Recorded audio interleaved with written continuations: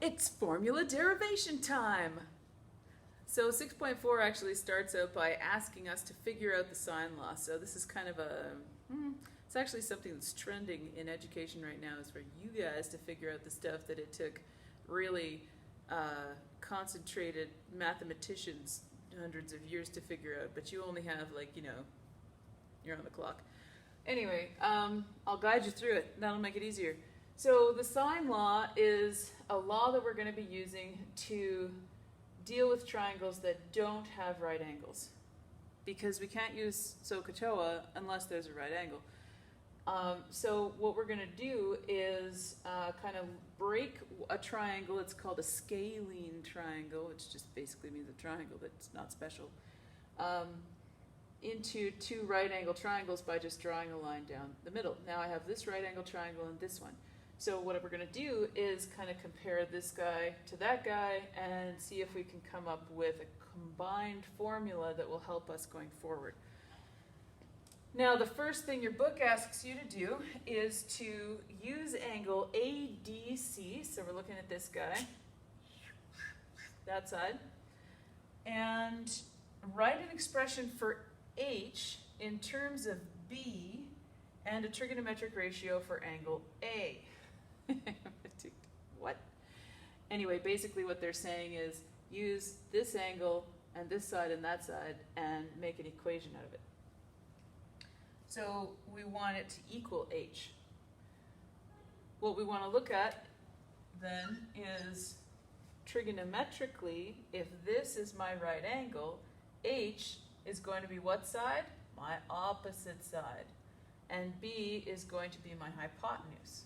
So if I'm dealing with opposite and hypotenuse, that must be SOHCAHTOA.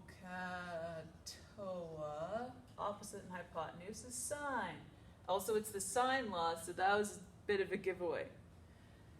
Now, the sine ratio is opposite over hypotenuse. And I want to solve for opposite. So what I'm going to do is sine of the angle times hypotenuse. So I would write that H is equal to, that's opposite, is equal to sine of A times B, where B is this side here. Or I could write B times sine A, which is the same thing. Doesn't matter. Now the next thing they want us to do is kind of the same sort of exercise, but for this triangle instead, and looking at this angle out here. So what we want to do is make an equation for these guys where it's equal to H and we're using A and theta. Again, H is the opposite side, A is the hypotenuse. So I'm still going to be using sine. So it's still the same kind of setup where I want to find the opposite, so I'm going to go sine. So H is going to equal sine B times A. We know that H is the same. H equals H because H is H. It's just this thing. Doesn't matter if I'm looking at this triangle or this triangle. The middle line is the same side, so it's H. So H is equal to sine A times B. H is also equal to sine B times A. See where this is going? Now they want us to put these things equal to each other because they're equal to H. So I'm going to write,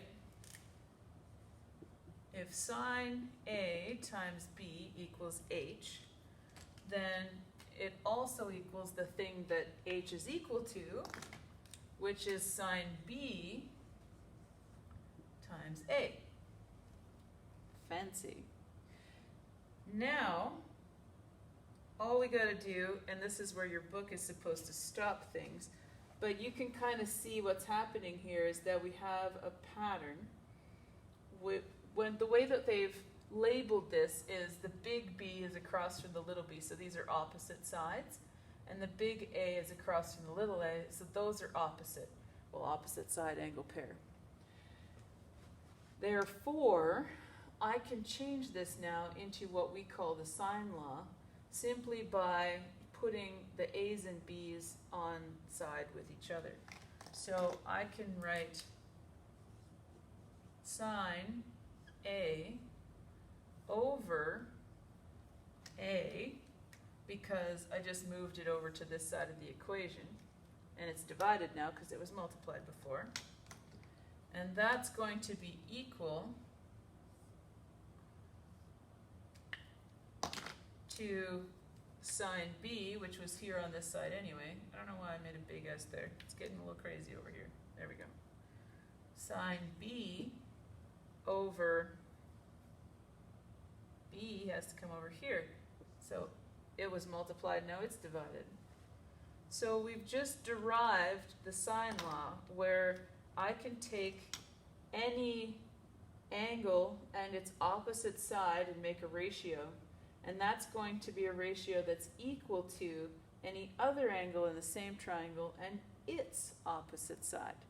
So that's the sine law. I can compare opposite pairs of angles and sides, and then if I don't know one of these things, it's just an equal fraction situation where I cross multiply and divide and get the answer.